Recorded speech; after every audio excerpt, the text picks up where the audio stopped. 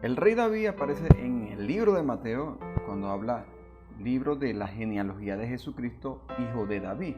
Por eso entramos en materia con respecto a David en el libro de Mateo y hablamos de varios aspectos del rey David y su historia en el primer video. En este segundo video vamos a seguir viendo qué más hizo históricamente el rey David para entender por qué Mateo lo coloca allí. Sabemos que Mateo le está colocando a Jesucristo como el cumplimiento de las profecías al rey David.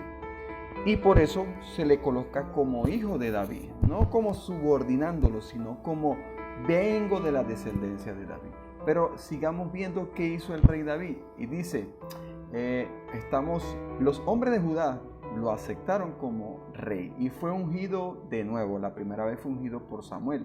Esta vez fue solemne y públicamente. Por influencia de Agner, el resto de Israel permanecía fiel a Is-Boseth, hijo de Saúl. Agner atacó las fuerzas de David, pero fue derrotado en Gabaón. La guerra civil continuó durante algún tiempo, pero el poder de David aumentaba continuamente. En Hebrón tuvo 6 hijos: Amnón, Tilak, Absalón, Adonías, Cefatías y Yitream. Como resultado de una riña con Is-Boseth, Agner hizo maniobras para llevar a todo Israel bajo el poder de David. Sin embargo, fue alevosamente asesinado por Joab sin el consentimiento del rey. Is-Boseth fue asesinado por 2 benjaministas y David fue aceptado por todo Israel y ungido rey. Su reinado en Hebrón sobre Judá había durado 7 años y medio. David tuvo éxito en sus sucesivas guerras, haciendo de Israel un estado independiente y provocando que su propio nombre fuera respetado por todas las naciones circundantes. Una notable hazaña fue, al principio de su reinado, la conquista de la ciudad jebusita de Jerusalén, a lo que hizo capital de su reino, la ciudad de David, el centro político de la nación. Construyó un palacio, tomó más esposas y concubinas y engendró más hijos e hijas, habiéndose liberado del yugo de los filisteos. Resolvió hacer de Jerusalén el centro religioso de su pueblo, transportando el arca de la alianza desde Baala. La trajo a Jerusalén, el arca de la alianza, y la puso en la nueva tienda construida por el rey.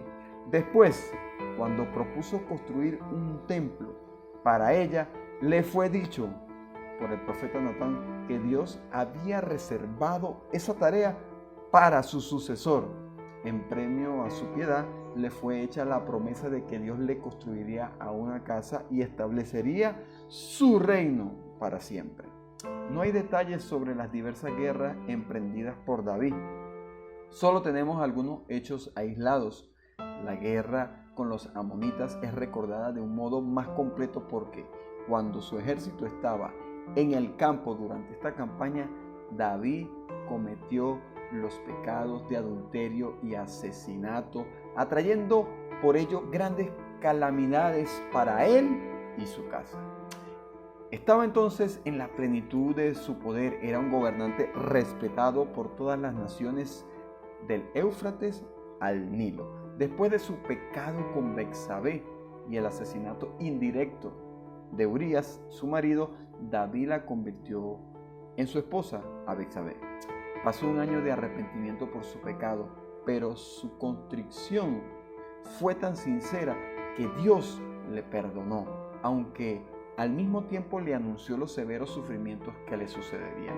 El espíritu con que David aceptó estas penas lo han hecho en todo tiempo modelo de los penitentes.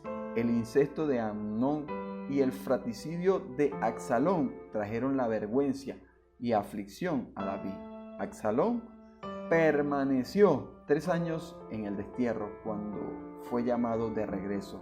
David lo mantuvo en desgracia durante 2 años más y entonces le restauró a su anterior dignidad sin ninguna señal de arrepentimiento, molesto por el tratamiento de su padre, Absalón se consagró durante los siguientes 4 años a seducir a la gente y finalmente se proclamó rey en Hebrón.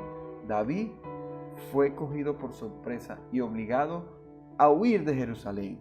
Las circunstancias de su vida se narran en la escritura con gran simplicidad y patetismo. El rechazo de Absalón del consejo de Achitofel y su consecuente retraso en la persecución del rey hizo posible a este último reunir las fuerzas y vencer en Mahanaim, donde Absalón murió.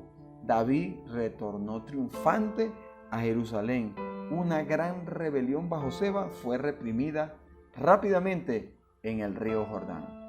En este punto de la narración de Segunda de Reyes leemos que hubo hambre en los días de David durante 3 años consecutivos, en castigo por el pecado de Saúl contra los gabaonitas.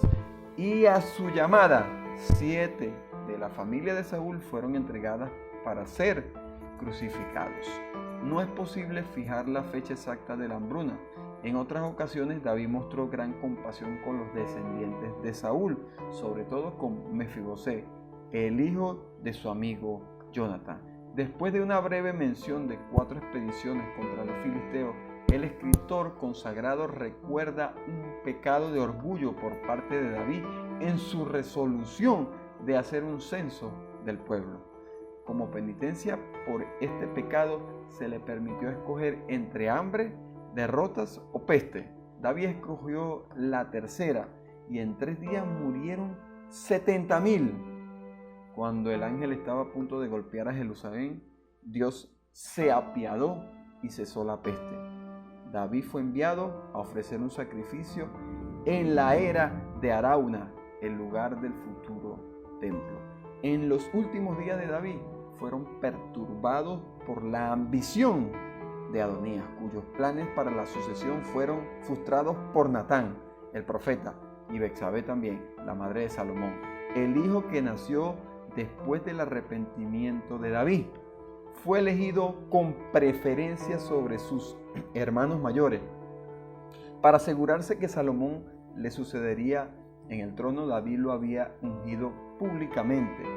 Las últimas palabras recogidas del anciano rey son una exhortación a Salomón a ser fiel a Dios, premiar a los sirvientes fieles y castigar a los malos.